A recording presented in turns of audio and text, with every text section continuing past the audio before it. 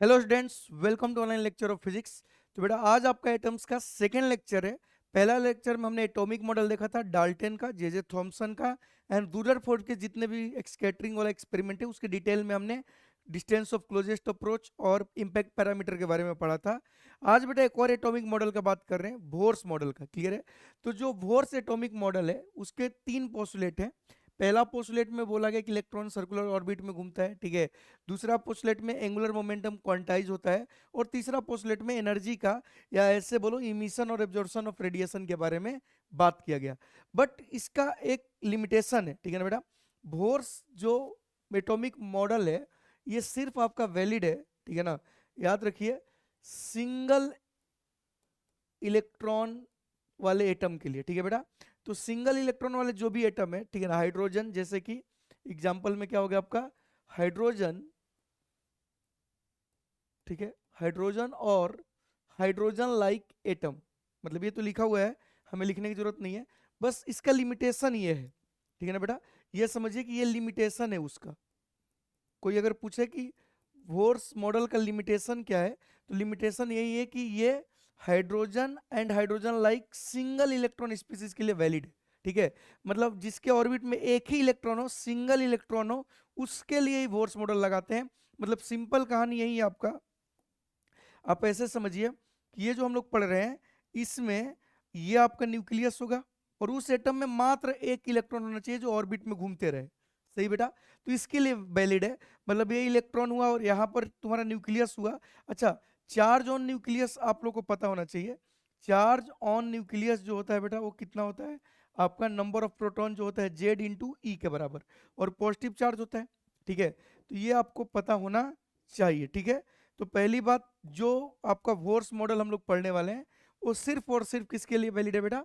आपका single electron atom के लिए वैलिड है, ठीक है। तो शुरू करते हैं। इसके दो पोस्टुलेट आज पढ़ेंगे और उस पर सारा चीज का डेरिवेशन करेंगे और अच्छे से समझते हुए आगे बढ़ेंगे, ठीक है।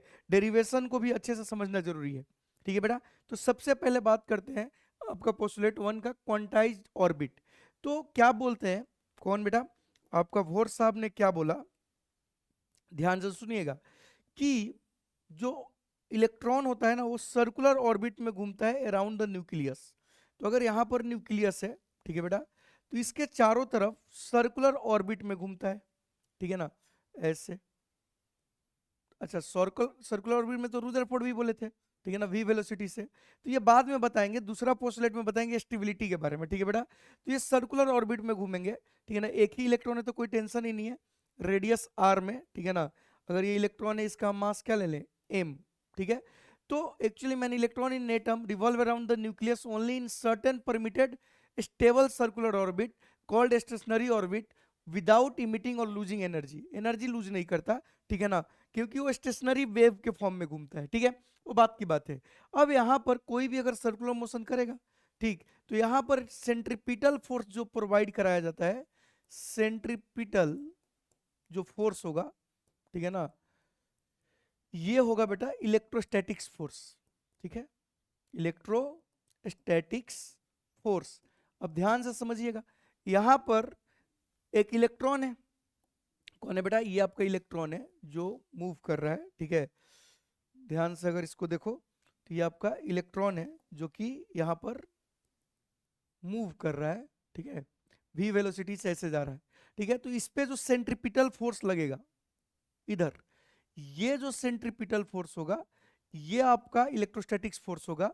तो और इसका जो सेंट्रीफ्यूगल फोर्स लगेगा आउटवर्ड, ये आपका m v square by r होगा, जो भी रेडियस होगा, ठीक है। तो यहां से हमें क्या पता चला कि एक्चुअल में इलेक्ट्रोस्टैटिक्स फोर्स विल बैलेंस, मतलब m v square by r के बराबर होगा, ठीक है। अब इलेक्ट्रोस्टैटिक्स फोर्स आप बचपन में पढ़े हो, k q one q two by r square equal to m v square by r. यहाँ एम किसका मास है बच्चों? इलेक्ट्रॉन का। सिंपल है, सर्कुलर मोशन इलेक्ट्रॉन कर रहा है, उसका m v square by k q one q two by r. K को हम लिख सकते हैं बेटा 4 पाई एप्सिलॉन नॉट, ध्यान रखिएगा, ठीक है। Q1 charge on electron, e Q2 charge on nucleus, कितना होता है बेटा? अभी अभी आपको पता है, Z e by r square equal to m v square by r. सही है? तो एक आर से एक आर कैंसल, तो ये आ गया 1/4 पाई एप्सिलॉन नॉट, ठीक है ना। ध्यान से देखिएगा, तो यहाँ हम लिख सकते हैं 1/4 पाई एप्सिलॉन नॉट, ऐसे लिख देते हैं। ऊपर क्या बच गया, जेडी स्क्वायर, नीचे क्या बच गया, 4 pi epsilon naught r equal to m v square. तो ये पहला रिजल्ट आपको याद रखना है, ठीक है ना। यहाँ से बहुत सारा डेरिवेशन होगा, ठीक है ना, थोड़ा देर बाद हम इस पे डेरिवेशन करेंगे, ठीक है। तो पहला पोस्टुलेट में यही पता चला कि जो सेंट्रीपिटल फोर्स है वो इलेक्ट्रोस्टैटिक्स फोर्स होता है, जो कि m v square by r के बराबर होगा। तो मैथमेटिकली ये आएगा। कभी कभी बेटा इसी में क्या करते हैं, ऐसा भी आपको न्यूमेरिकल मिलेगा कि वेलोसिटी पूछ लेते हैं, तो यहाँ से आप वेलोसिटी ऐसे भी लिख सकते हो, Z E square by 4 pi epsilon not, ठीक है ना, एम इंटू आर, ये भी लिख सकते हो, ठीक है। तो कभी कभी, मतलब हमेशा नहीं, कभी कभी ऐसे भी सवाल पूछे जा सकते हैं रेडियस के टर्म में, सही है, रेडियस के टर्म में, ठीक है।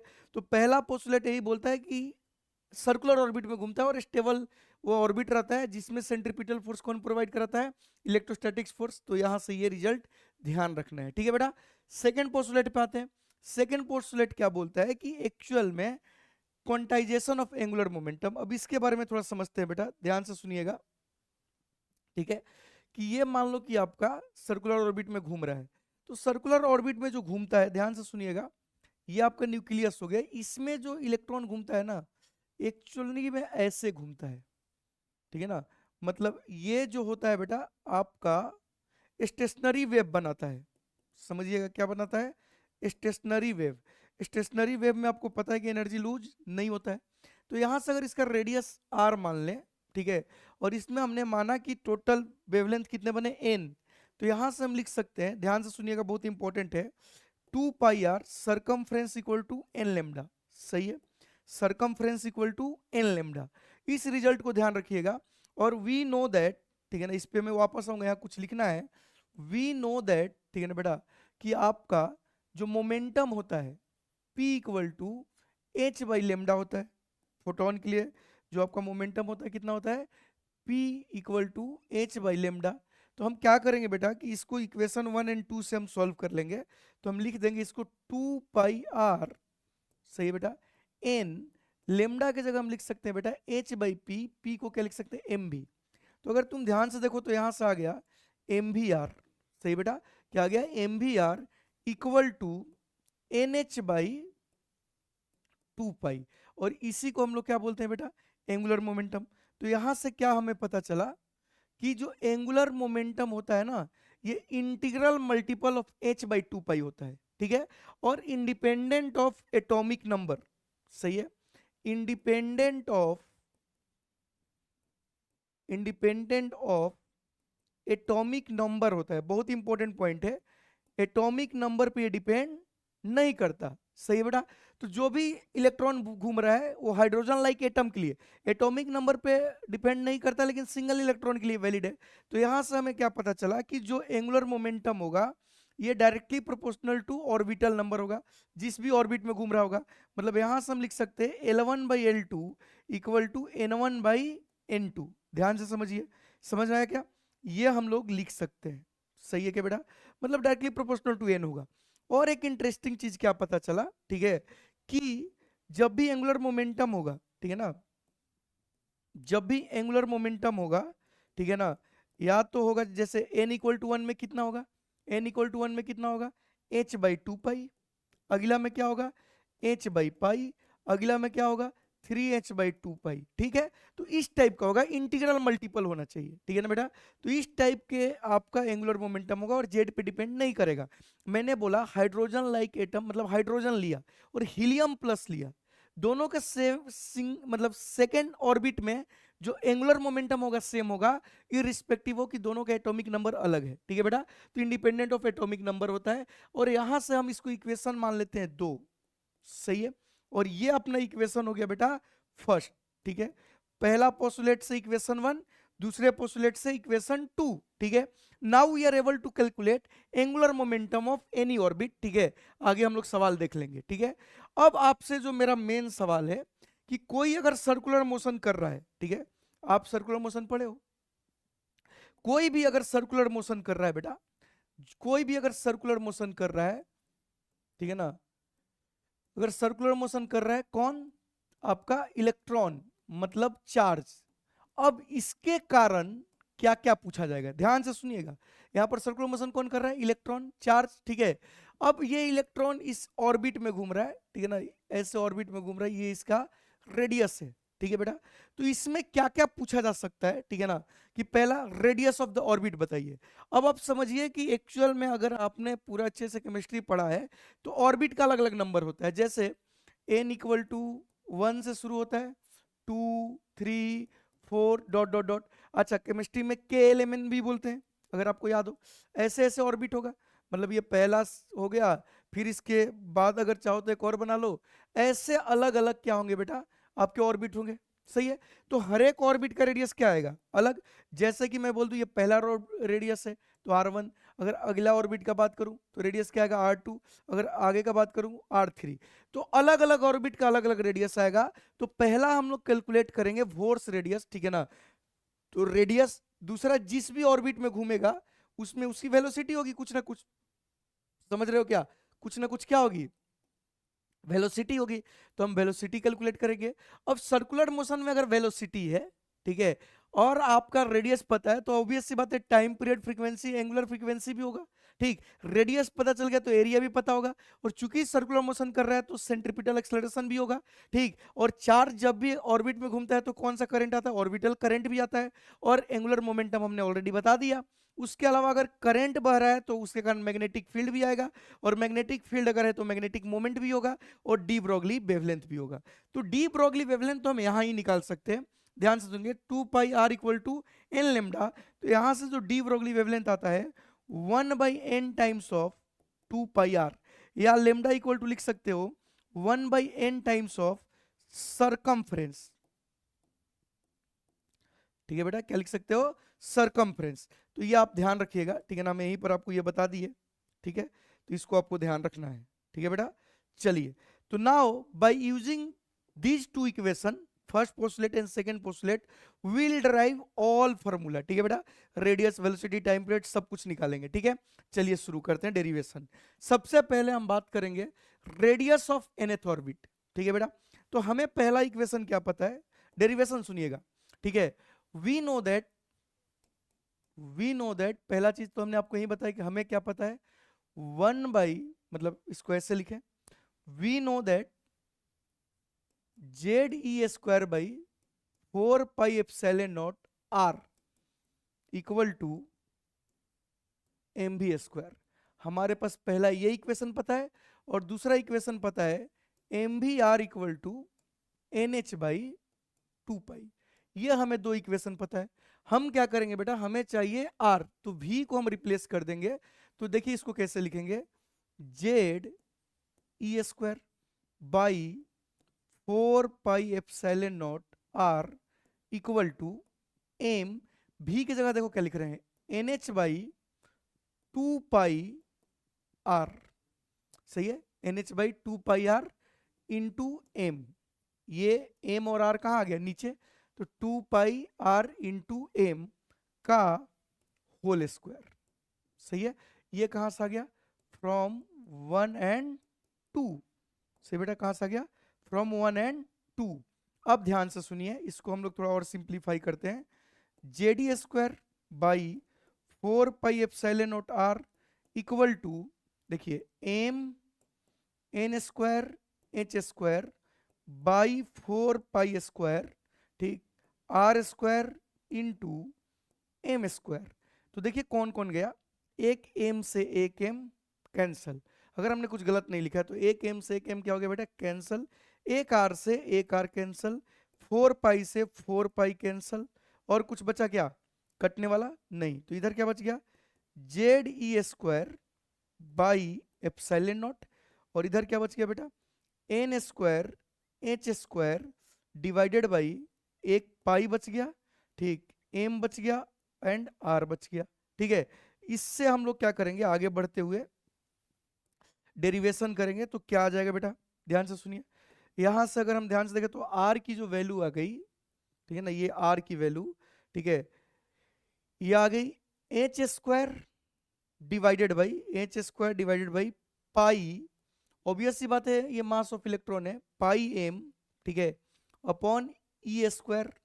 थोड़ा से इसको सही से लिखते हैं। डेरिवेशन बेटा आप स्किप भी कर सकते हो, वो आपके ऊपर है, ठीक है ना, बट थोड़ा देखोगे तो क्या थोड़ा अच्छा लगेगा, ठीक है। तो ये देखिए, यहाँ से हम लिखना शुरू करते हैं, आर इक्वल टू, ठीक है, ये आर को इधर लाए, बाकी सबको इधर ले जा रहे हैं, ठीक है। तो चलिए एप्सिलॉन नॉट ऊपर चला गया, n square h square divided by क्या बच गया नीचे बच्चों, pi Z m, pi Z मतलब pi square m into Z, ठीक है। जेडी स्क्वायर इधर आ गया, pi m into z e square, ये बच गया। अगर हम लिखे ये nth ऑर्बिट का रेडियस है तो आर एन लिखेंगे, तो आर एन इक्वल टू जो आ गया बेटा, अब ध्यान से सुनिए क्या लिख रहे हैं, epsilon naught h square divided by pi e square m into n square by Z, ठीक है बेटा। ये अब ये वैल्यू जो है बेटा आपकी क्या है, कांस्टेंट। ये जो वैल्यू है क्या बेटा, कांस्टेंट, और इसी को हम बोलते हैं वोर्स रेडियस, ठीक है ना। क्या बोलते हैं बेटा, वोर्स रेडियस। तो यहां से जो आर एन आ गया, इसको आ गया आर नॉट, ठीक है ना, n square by Z square, सही है, r naught n square by Z square. और यहां पर जो बेटा आर नॉट की वैल्यू होगी, ठीक है ना, यहां पर जो ये आ गया आपका रेडियस, ठीक है। आर नॉट की जो वैल्यू आती है कैलकुलेट करने के बाद, क्योंकि सारी वैल्यू पता है, तो जो आपका आर एन आएगा ये आएगा 0.529 n square by Z angstrom, ठीक है। This is the formula to find radius of any orbit, ठीक है बेटा, रेडियस ऑफ एनी ऑर्बिट। या यहां से हम बोल सकते हैं कि अगर हमें कंपेयर करना हो रेडियस, तो बेटा r one by r two जो होगा वो होगा n one by n two का whole square into z two by z one, ठीक है। तो ये आ गया हमारे पास रेडियस का फॉर्मूला। तो now we are able to find radius of electron in nth orbit या any orbit, just put the value of n and you will get the radius, ठीक है बेटा। तो नाउ हमें रेडियस का फॉर्मूला मिल गया, इसको हम लोग क्या करेंगे, ध्यान में रखेंगे, क्योंकि आगे हम यूज करने वाले हैं, ठीक है। तो नाउ ऑर्बिट में अगर इलेक्ट्रॉन घूम रहा है तो उसका रेडियस ये आएगा, क्लियर बेटा, ये रेडियस हो गया, ठीक है। बाकी हमने उम्मीद करते हैं कि सब सही किए होंगे, फिर भी एक बार आप देख लेना, दोनों इक्वेशन हमने यूज करके क्या किया बेटा, पूरा का पूरा कैलकुलेट कर लिया, ठीक है। नाउ अब हम बात करेंगे वेलोसिटी इन nth ऑर्बिट, ठीक है। तो again velocity in nth orbit में हम लोग जो करेंगे, वी नो दैट सेम कहानी, ठीक है। क्या जानते हैं बेटा, जेड ई स्क्वायर बाई कितना आया था आपका 4 pi epsilon naught into r equal to m v square, ये इक्वेशन 1। और दूसरा हम लोग को पता है m v r equal to n h by 2 pi, this is the equation 2। हम डेरिवेशन इसलिए कर रहे हैं कि कभी डेरिवेशन से भी सवाल पूछे जाते हैं। तो फ्रॉम 1 एंड 2, फ्रॉम 1 एंड 2 हम लोग क्या करेंगे, इस बार रेडियस को एलिमिनेट करेंगे। तो हम इसको देखो कैसे लिखेंगे, ध्यान से सुनना, डेरिवेशन देखना। जेडी स्क्वायर हमें पहले भी वही करना था, लेकिन हम थोड़ा भूल गए। 4 pi epsilon naught equal to, मैं इसको लिख सकता हूं एम वी आर, सही है, m v r into v, सही है बेटा, क्योंकि आर से मल्टीप्लाई कर दिया, एक भी ले लिया, m v r into v. तो यहां से अगर आप ध्यान से देखोगे तो ये आ गया आपका z e square by 4 pi epsilon naught, और ये आपका कितना होता है बेटा, n h by 2 pi into v, सही है, n h by 2 pi into v. और यहां से आप किसका फॉर्मूला निकाल सकते हो बेटा, वी का, सही है, यहां से हम निकाल सकते हैं वी के फॉर्मूला को, ठीक है, कोई दिक्कत नहीं है, सही है। तो हम भी यहां से निकाल लेंगे। तो अपना जो भी आएगा, सुनते जाइएगा, अपना जो यहां से भी आएगा, सुनिए, 2 पाई ऊपर मल्टीप्लाई हो जाएगा, तो 2 पाई ई स्क्वायर जेड, ऊपर ये बचा, नीचे जो बचा बेटा आपका क्या बच गया, 4 पाई एप्सिलॉन नॉट। अच्छा 2 पाई से काट ही देते हैं ना, ये तो कट जाएगा, ठीक है। ध्यान से सुनिए, ये क्या हो जाएगा बेटा आपका कट जाएगा, और यहां बच जाएगा 2। तो हम जो लिखेंगे, अब देखिए क्या लिखेंगे, ई स्क्वायर, ठीक है ना, डिवाइडेड बाई इंटू जेड है, ठीक है ना बेटा, ई स्क्वायर जेड ऊपर, नीचे क्या आएगा 2 एप्सिलॉन नॉट एन एच, मतलब 2 epsilon naught h, 2 epsilon naught h upon n. सही है क्या बेटा? तो ये आपका एक्चुअल वेलोसिटी का क्या आ गया बेटा, फॉर्मूला आ गया। सही है, this is the velocity in nth orbit. ठीक है, अब ध्यान से देखो तो ये कांस्टेंट है, ये क्या है बच्चों, कांस्टेंट है। ठीक है ना, इसको भी वेलोसिटी इन वोर ऑर्बिट बोल सकते हैं, बट ठीक है। तो यहां से जो इसकी वैल्यू जब हम रखते हैं तो ये आता है 2.16 into 10⁶ z by n metre पर सेकेंड। सही है, this is the formula of velocity in any orbit. तो now we can calculate velocity of electron in any orbit. ठीक है, या इसको बेटा हम लोग इस फॉर्म में भी लिख सकते हैं, ध्यान से सुनिएगा कि वेलोसिटी इन एनी ऑर्बिट इसकी वैल्यू होती है c/137, मतलब स्पीड ऑफ लाइट के बीच में भी रख सकते हैं z/n मीटर पर सेकेंड। तो ये भी कभी कभी स्पीड ऑफ लाइट के टर्म में आंसर पूछ लेगा। ठीक है बेटा, तो c/137 होता है। क्लियर है, लेकिन यूनिट क्या है, मीटर पर सेकेंड। और हमें यहां से जो पता चला वो क्या चला कि वेलोसिटी जो है वो डायरेक्टली प्रोपोर्शनल टू है z/n का। ठीक है, मतलब ये z/n के प्रोपोर्शनल है।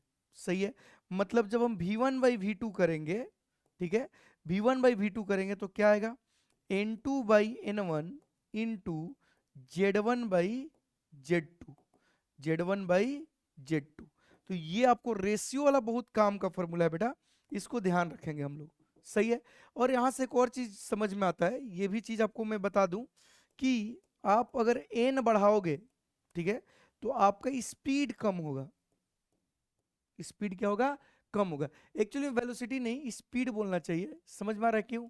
स्पीड इसलिए बोलना चाहिए कि वेलोसिटी तो वेरी करेगी, स्पीड है, और n बढ़ाने से स्पीड घटेगा, मतलब जितना ऊपर जाओगे, ठीक है ना, ऑर्बिट 1 2 3 फोर्थ ऑर्बिट से 5 ऑर्बिट में तो स्पीड आपकी घटती जाएगी और रेडियस बढ़ते जाएगा। ठीक है ना, यहां ध्यान से देखिए, तो अगर आप n बढ़ाते जाओगे, ठीक है ना, ऑर्बिटल नंबर, तो आपका रेडियस भी बढ़ेगा, क्योंकि किसके प्रोपोर्शनल है बेटा, आपका n²/z। ठीक है, तो ये सब भी छोटी छोटी चीजें हैं जो हमारे ध्यान में होना चाहिए। ठीक है बेटा, हमारे ध्यान में होना चाहिए। ठीक है, चलिए, तो हमने दो चीजें पढ़ लिया कि रेडियस कैसे कैलकुलेट करते हैं, वेलोसिटी कैसे कैलकुलेट करते हैं बाय यूजिंग दिस। ठीक है ना, now we are able to find radius and क्या बोलते हैं बेटा, वेलोसिटी। अब बात करते हैं यहाँ पर टाइम पीरियड का। तो ध्यान से सुनिएगा, टाइम पीरियड के बारे में अगर हम बात करें तो सर्कुलर ऑर्बिट में कोई घूमता है तो टाइम पीरियड क्या होता है बेटा, 2πr/v। टाइम पीरियड क्या होता है, 2πr/v। तो हमें r निकालना आता है, v निकालना आता है, तो टाइम पीरियड भी निकल जाएगा।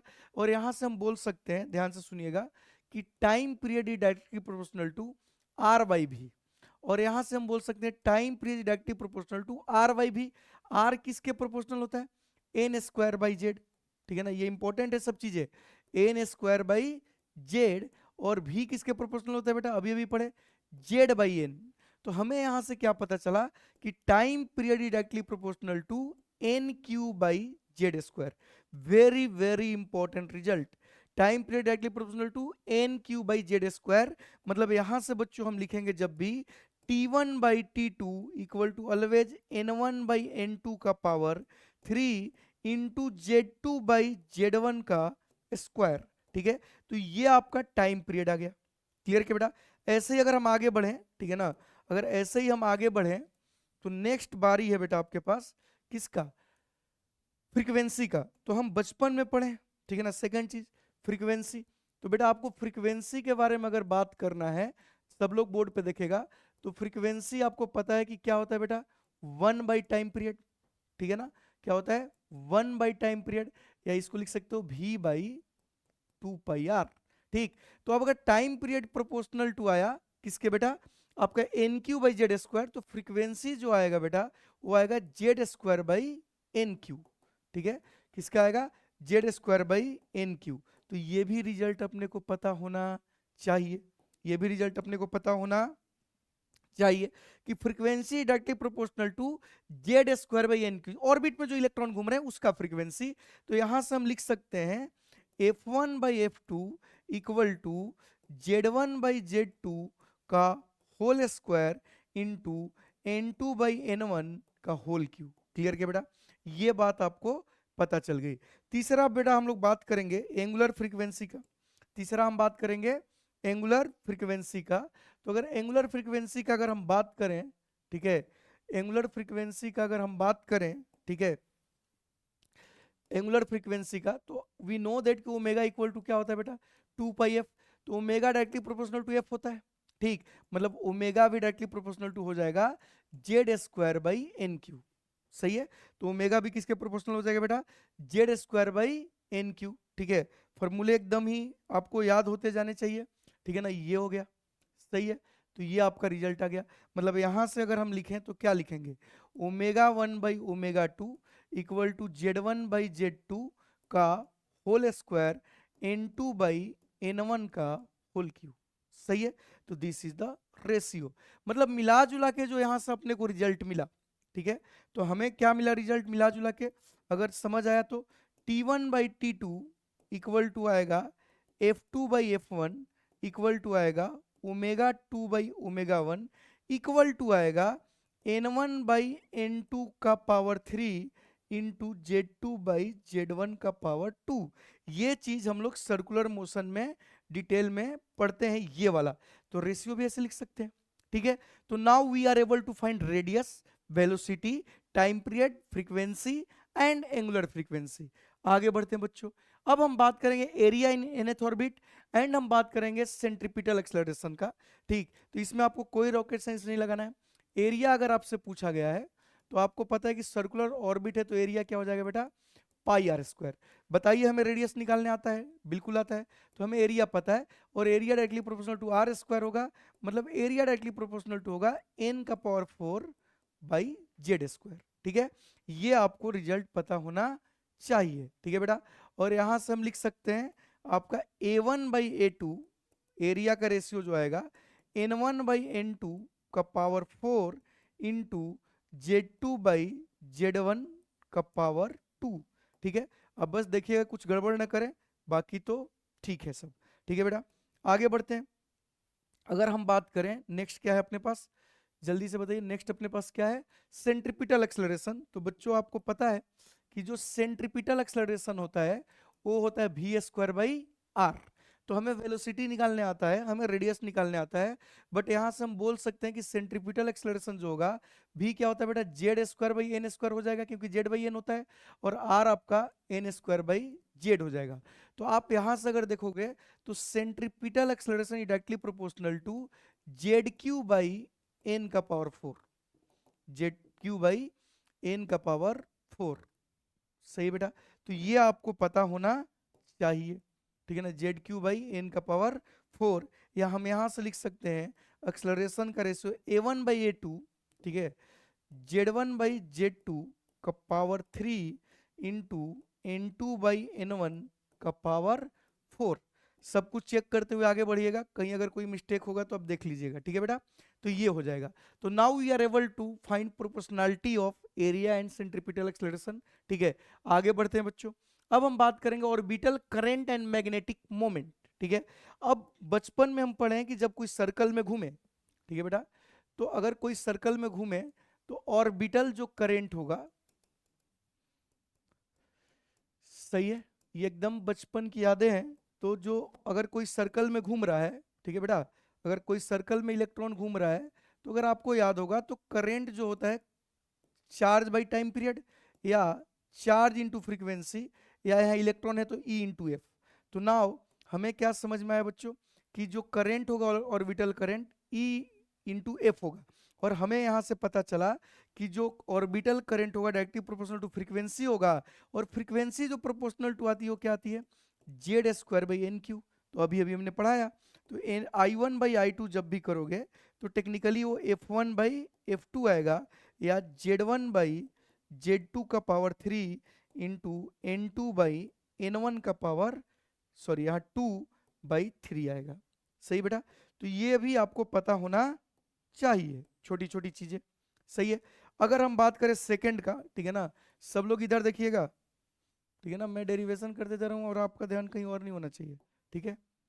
तो अगर हम बात करें, ठीक है, नेक्स्ट क्या है बेटा आपके पास, अगर हम बात करें मैग्नेटिक मोमेंट, बहुत ही इंपॉर्टेंट है, ठीक है ना, मैग्नेटिक मोमेंट बहुत ही इंपॉर्टेंट है बेटा, ध्यान से सुनिएगा। मैग्नेटिक मोमेंट अगर हम बात करें तो एम की बात कर रहे हैं, सही है। तो मैग्नेटिक मोमेंट क्या होता है बेटा, आप बचपन में पढ़े हो, ठीक है ना, कि एम इक्वल टू होता है एन आई ए, मतलब आई इंटू ए, मतलब आपका करेंट इंटू एरिया, सही है। यहां से एक बहुत ही इंपॉर्टेंट चीज आएगा, ठीक है, यहां से आपको एक चीज समझ में आएगा कि M is directly proportional to I. I अभी अभी हमने पढ़ा क्या होता है, z square by n q, और एरिया अभी अभी हमने पढ़ा, अगर आपको याद हो, कि एन का पावर 4 बाई जेड स्क्वायर। देखिए हमने एरिया भी निकाला था, यहाँ कहाँ गया, एन का पावर 4 बाई जेड स्क्वायर। अगर तुम ध्यान से देखोगे बच्चों, तो यहाँ पर जेड स्क्वायर कैंसिल, 4 से ये 3 एन चले गए। तो यहाँ से जो एक बहुत ही प्यारा रिजल्ट आया कि magnetic moment is directly proportional to orbital number, ठीक है बेटा, magnetic moment is directly proportional to orbital number, ठीक। और ये हमें समझ में आता है यहां से, ठीक, और ये भी इंडिपेंडेंट ऑफ जेड है, इंडिपेंडेंट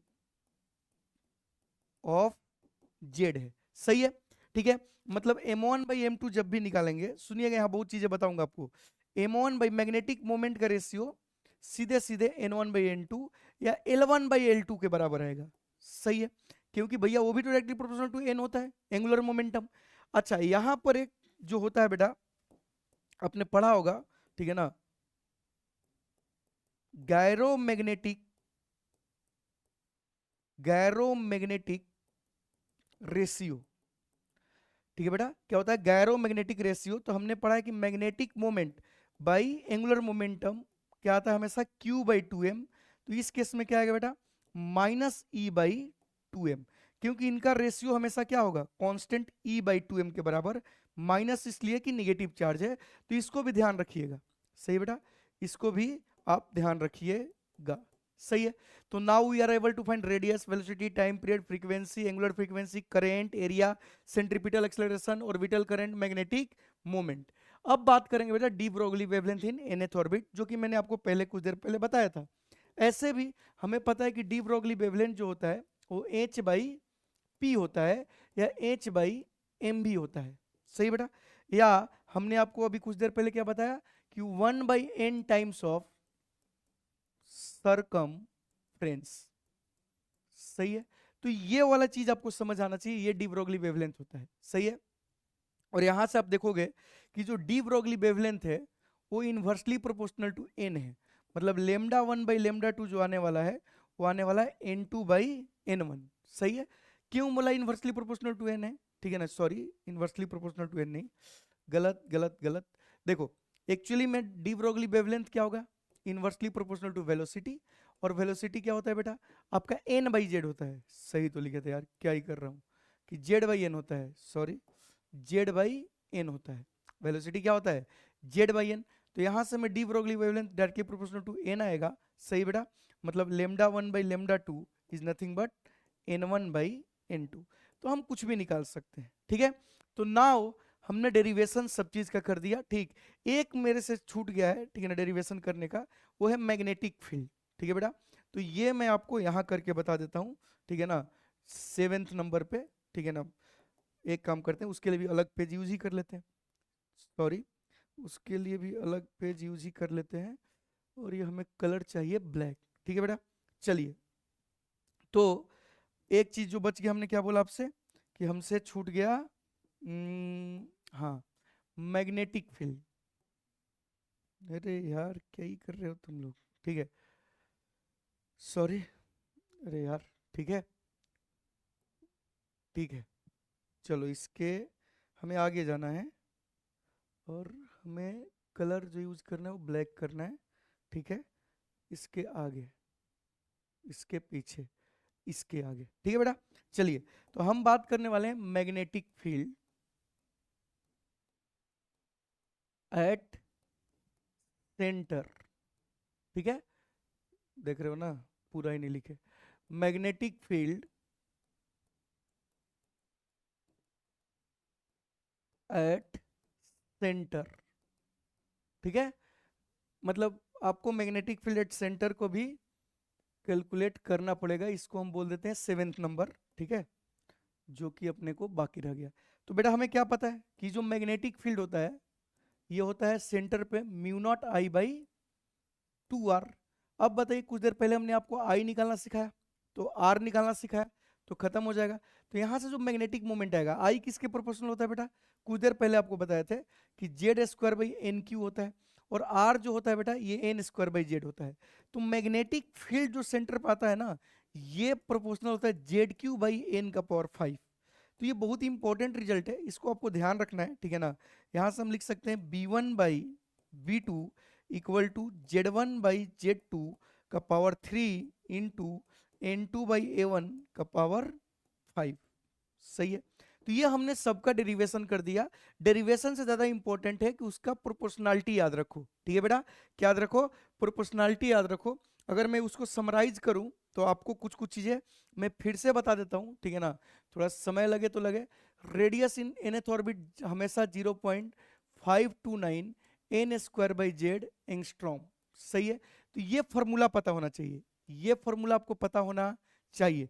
दूसरा आपको फॉर्मूला पता होना चाहिए किसका बेटा, velocity in nth orbit 2.16 into 10⁶ आपका n by sorry z by n, unit ध्यान रखिए मीटर पर सेकेंड। तो दूसरा ये आपका फॉर्मूला है, ठीक है। इसके बाद जो कहानी है ना वो सारा प्रोपोर्शनैलिटी पे काम चलता है, ठीक है। तो तीसरा चीज आपको जो ध्यान रखना चाहिए बेटा, ये रखना चाहिए कि टाइम पीरियड का रेशियो, फ्रीक्वेंसी के रेशियो का अपोजिट और ओमेगा का रेशियो का अपोजिट, ये जो आता है, ठीक है ना, ये आता है n1 मतलब n1 बाई n2 का power 3 into z2 by z1 square. तो एक ये याद होना चाहिए, ठीक है। प्रोपोर्शनैलिटी भी याद होना चाहिए जो भी हम लोग पढ़े हैं। उसके अलावा हमने क्या पढ़ा, जैसे कि angular momentum directly proportional to n होना है, ठीक है, ये पता होना चाहिए। उसके अलावा आपको magnetic moment directly proportional to n होता है, ये पता होना चाहिए, ठीक। इवन आप यहाँ पर करंट भी लिख सकते थे I2 बाई I1, ठीक। आपको ये पता होना चाहिए कि करंट जो होता है डायरेक्टली प्रोपोर्शनल टू क्या होता है बेटा, z square by n cube. तो ये सारी चीजें आपको पता होना चाहिए, प्रोपोर्शनैलिटी, ठीक है ना। ऐसा ही आपके पास जो है मैग्नेटिक फील्ड, ये सब चीजें पता होना चाहिए, ठीक है ना, कि भैया एरिया क्या होता है, सेंट्रिपिटल फोर्स क्या होता है, सही है, वो सब हमने डेरिवेशन किया है। मैग्नेटिक फील्ड प्रोपोर्शनल टू अभी अभी निकला जेड क्यू बाई एन का पावर 5। तो ये सब चीजें आपको पता होना चाहिए, सब प्रोपोर्शनैलिटी समझ में आना चाहिए। क्लियर क्या बेटा। चलिए अब सवाल करते हैं, डेरिवेशन तो सारा हो गया। चलिए एक ही सवाल में हम लोग सब कुछ कवर करने वाले हैं, ठीक है ना। इन्होंने क्या बोला है कि आपका फॉर हाइड्रोजन एटम, ठीक है ना, हाइड्रोजन एटम जैसे ही बोलेगा तो आपके दिमाग में एक चीज आना चाहिए कि जेड की वैल्यू 1 है, ठीक है।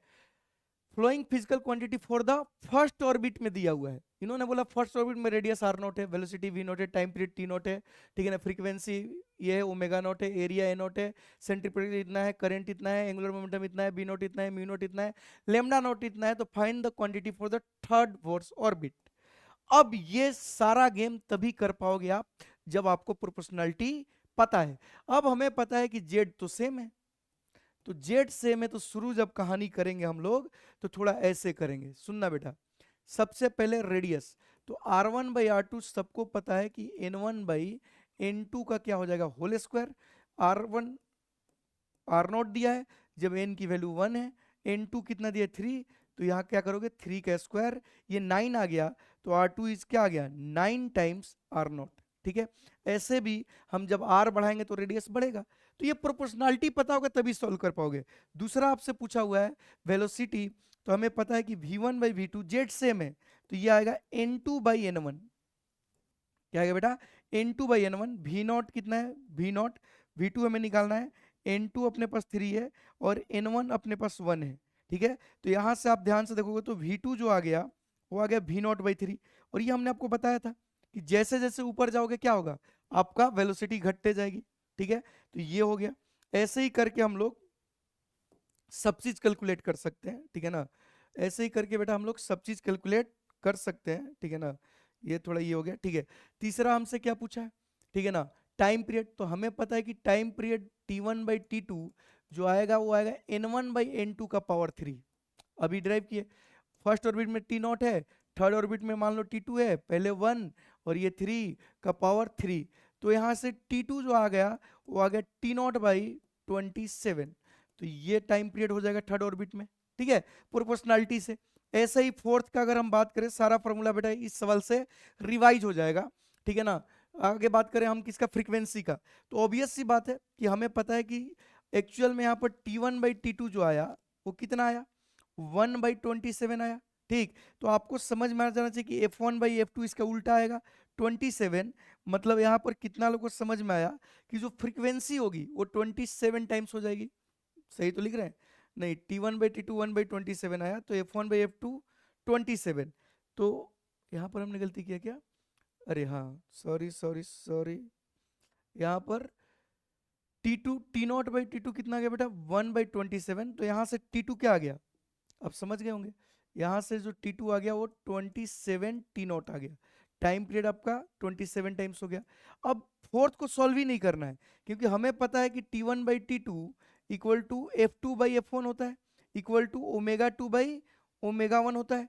मतलब कितना लोगों को समझ में कि F2 जो आया होगा ये आ गया होगा F0/27, और ω2 जो आया होगा ये आ गया होगा ω0/27।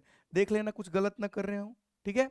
आगे बात करते हैं, तो ये हो गया यहां तक एरिया, ठीक है। तो एरिया क्या होता है बेटा, πr², ठीक है। तो r² के प्रोपोर्शनल होगा। मतलब अगर आपको याद हो गया होगा तो A1/A2 जो आएगा ये आएगा N1/N2 का पावर 4 इंटू Z2, Z तो लेना ही नहीं है क्योंकि Z तो सेम है। तो यहां से पहले एरिया कितना है A0, बाद का एरिया पूछा है 1/3 का पावर 4, तो ये हो जाएगा 81। तो A2 जो आया बेटा वो 81 टाइम्स ऑफ A0। सही है, एरिया बढ़ जाएगा क्योंकि ऑर्बिट बढ़ गया, ठीक है। उसके बाद अगर हम बात करें फिफ्थ पॉइंट का, तो फिफ्थ पॉइंट पे क्या बोल रहा है बेटा, सेंट्रीपिटल एक्सेलरेशन। तो सेंट्रीपिटल एक्सेलरेशन क्या होता है, v²/r। तो यहाँ पर ये आता था बेटा 1/n², और ये आता था 1 मतलब n²/z। तो हमें पता चला कि सेंट्रीपिटल एक्सेलरेशन जो होता है A1/A2 जो आएगा ये आएगा N2/N1 का पावर 4। सही है, N2/N1 का पावर 4 मतलब 81, और A0 है तो A2 जो हो जाएगा A0/81 हो जाएगा, ठीक है। एरिया जैसा ही आता था उसका, ठीक है, अगर आपको याद हो। तो ये सारी चीजें हम लोग कर सकते हैं आराम से, अगर थोड़ा बहुत भी आप ध्यान दोगे तो सब कुछ मिल जाएगा। नाउ हम बात करते हैं बेटा करंट का, ठीक है ना, 6 7 जो भी पॉइंट है करंट। अब current directly proportional to frequency है। फ्रीक्वेंसी कितना हो गया 1/27, तो कितना लोगों को समझ में कि करंट भी हो गया होगा 1/27, ठीक है। नाउ एंगुलर मोमेंटम सबको पता है, angular momentum directly proportional to n होता है। तो L1/L2 क्या आ जाएगा N1/N2। सही है, तो L2 आएगा वो डायरेक्टली प्रोपोर्शनल है, तो मतलब आप 3 में गए तो कितना हो गया 3L0, खत्म। सही है, बी नॉट को ध्यान में देना है, क्योंकि बी नॉट जो होता है इनवर्सली प्रोपोर्शनल टू n का पावर 5, तो 3 का पावर 5 होगा। 81 इंटू आपको 3 करना पड़ेगा, तो वो आ जाएगा बेटा 243। तो एक्चुअल में नया वाला मैग्नेटिक फील्ड कितना लोगों को समझ में कि B0/243 आ जाएगा। सही है, और उसके बाद जो भी है 7 8 9 10 क्या हो गया बेटा, आपका म्यू नॉट जो है ना बेटा, ये मैग्नेटिक मोमेंट को बोलते हैं। सही है, तो ये भी प्रोपोर्शनल टू n होता है, तो म्यू क्या हो जाएगा μ0/2μ0, डबल डबल हो जाएगा, नहीं sorry 3μ0, directly proportional to n होता है। और फाइनली लेमडा नॉट, ये भी डायरेक्टली प्रोपोर्शनल टू n होता है, तो λ2 भी हो जाएगा 3λ0। सही है क्या, तो एक ही सवाल में हमने सारा प्रोपोर्शनल लेके आपको चीजों को समझाया, ठीक है ना। अब थोड़ा बढ़ते हैं बेटा आगे, ठीक है। इसमें क्या बोला हुआ है ध्यान से समझिएगा कि कैलकुलेट द, ठीक है ना, radius speed of electron and time period of revolution in the second orbit of hydrogen atom. तो सीधे सीधे फॉर्मूला लगाएंगे। पहला रेडियस का फॉर्मूला क्या होगा, Rn equal to 0.529 n²/z angstrom. तो बेटा यहाँ पर हमें रेडियस पूछा है किस ऑर्बिट में, सेकेंड ऑर्बिट में, तो R2, तो 0.529 n² कितना हो जाएगा 4 Z1 एंगस्ट्रॉम। तो इसको 4 से मल्टीप्लाई कर दो, ठीक है ना। तो ये जो R2 कैलकुलेट होके आएगा, ठीक है ना, 36 3 4 इंटू 8, 4 इंटू 2 8, और 3 11 1 है 4 21, ये कुछ आएगा, ठीक है। मतलब 2.166 एंगस्ट्रॉम आ जाएगा। ये आपका क्या हो गया बेटा रेडियस सेकेंड ऑर्बिट का, कुछ नहीं फॉर्मूला पुट करना है, ठीक है। दूसरा आपसे क्या पूछा है, वेलोसिटी, तो हमें वेलोसिटी का फॉर्मूला पता है, क्या होता है बेटा 2.16 into 10⁶ z by n metre पर सेकेंड। जेड की वैल्यू कितना पुट करोगे 1 और एन की वैल्यू कितना पुट करोगे बेटा 2, तो यहाँ से जो वी एन आ गया 2.16 इंटू 10⁶ इंटू 1/2, तो इसका आधा करोगे तो 1.08 इंटू 10⁶ मीटर पर सेकेंड। ये आपका क्या आ गया बेटा एक्चुअल में क्या वेलोसिटी। अब हमें क्या निकालना है, टाइम पीरियड। अब टाइम पीरियड ध्यान से सुनिएगा, टाइम पीरियड का फॉर्मूला होता है 2πr/v। अब ये कैलकुलेशन होगा 2π, आर की वैल्यू आप लोगे 2.116 इंटू 10⁻⁻10 क्योंकि एंगस्ट्रॉम में, और वेलोसिटी जो आ गया 1.08 इंटू 10⁶। तो इसको जब हम सॉल्व करेंगे तो करीब करीब ये मान लो कि 2 टाइम्स में चला गया, करीब करीब, तो ये आंसर करीब करीब जो आएगा अप्रॉक्स 4/5 पाई इंटू 10⁻16 सेकेंड आएगा। सही है बेटा, तो ये आपको ध्यान रखना पड़ेगा, ये आएगा आपका टाइम पीरियड। क्लियर है, हमें लगता है कि टाइम पीरियड सही निकालें 2πr/v, हाँ बहुत ही कम टाइम पीरियड है, ठीक है, जल्दी घूम जाएगा। क्लियर है, तो ऐसे भी कैलकुलेशन वाले सवाल आ सकते हैं। अब हम बात करते हैं बेटा मैच दो कॉलम, ठीक है ना। मैच दो कॉलम में क्या है, सिंपल है कि आपको सब कुछ याद होना चाहिए। तो सबसे पहले क्या पूछा हुआ है आपका रेडियस, तो सबको पता है कि रेडियस क्या होगा n² के प्रोपोर्शनल होगा, ठीक है। दूसरा पूछा है स्पीड, ये डायरेक्टली प्रोपोर्शनल टू 1/n होगा। तीसरा पूछा है डी ब्रोगली वेवलेंथ, ये डायरेक्टली प्रोपोर्शनल टू n होगा। और चौथा पूछा है फ्रीक्वेंसी, ये डायरेक्टली प्रोपोर्शनल टू 1/nq होगा। तो मैच कर दो, पहला किसके साथ मैच हुआ, ठीक है ना, n² कहाँ है बेटा q, सेकंड किसके साथ मैच हुआ, ठीक है ना, स्पीड 1/n किसके साथ p, तीसरा क्या है बेटा आपका de Broglie wavelength directly proportional to n, ये किसके साथ मैच हुआ s, और चौथा क्या है आपका फ्रीक्वेंसी, ये किसके साथ मैच हुआ बेटा r। तो ये मैच दो कॉलम हो गया, सही है। तो ऐसे मैच दो कॉलम पूछे जा सकते हैं।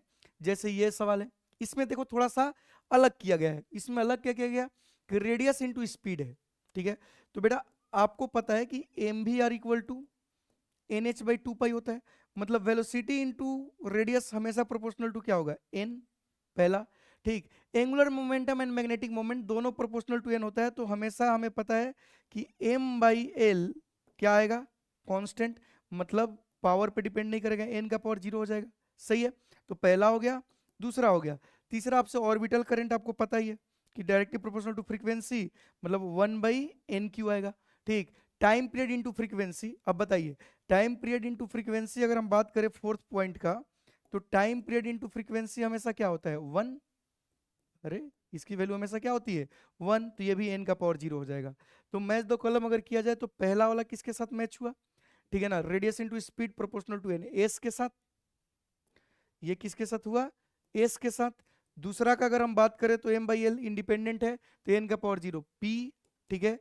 तीसरा का अगर हम बात करें तो ये 1/nq किसके साथ r, और चौथा का बात करें तो ये भी किसके साथ बेटा p के साथ ही होगा क्योंकि इंडिपेंडेंट है।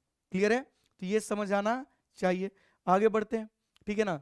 ये सिंपल सवाल है कि verse radius r0, verse radius मतलब हमेशा n इक्वल टू 1 की बात होती है, n इक्वल टू 1 में रेडियस r0 है, ठीक है ना। The in term of volt radius r0 the radius of the helium ions पूछा है।